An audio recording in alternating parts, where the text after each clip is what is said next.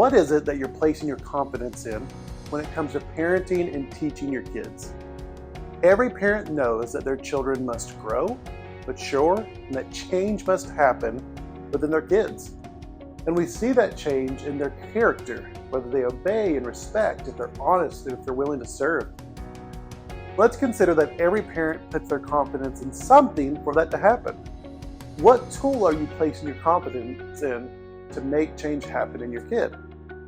And that change tool that we have confidence in, we will use it again and again. And that change tool will be the tool that you reach for in situations, and it'll begin to be the lens by which you see your kids and evaluate them. I am convinced that most parents struggle with putting confidence in rules and regulations. And that includes the law of God. We believe the right household laws and regulations will change our kids. And we can end up asking that law to do something in the lives of our kids that only the power of the grace of God can.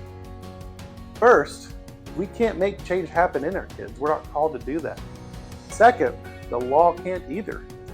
There's something important for us to realize. Paul Tripp writes, if rules and regulations or God's law had the power to change the heart and life of our kids, to rescue them from themselves and give them a heart of submission and faith, Jesus would never have had to come. What you assign the power to change to will then shape the way you parent your children. Now, don't get me wrong, your kids need God's law.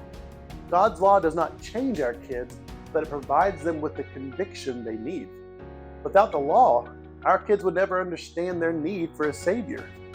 The law does a very good job at exposing our kids' sins, but it has no power to deliver them from it. The difficulty for putting trust in the law is that when we do this, we often start to put our trust in our own laws and rules.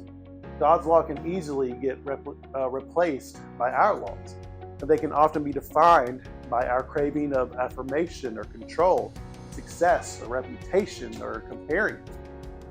We have to remember that it's not behavior that we're battling, it's sin. Our sin are the sins of our kids. It's sin that leads our kids to disobedience and to resist authority. It's sin that brings them into conflict with their siblings. And it's sin that gets in the way of what they're dealing with at school. It's sin that causes kids to be attracted to what is hurtful and destructive. And it's sin that makes parenting difficult.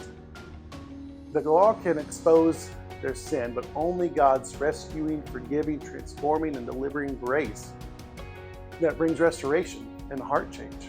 We are to teach God's law to our kids, but may we do that in the midst of constantly exhibiting and teaching God's grace as well. It's also important to know that it's never our kids' sins that gets in the way of good parenting. It's our tendency to make parenting about our little kingdom of wants, needs, desires, and our tendency to want to put our kids for our own purposes in our kingdom rather than submit them to God's purposes.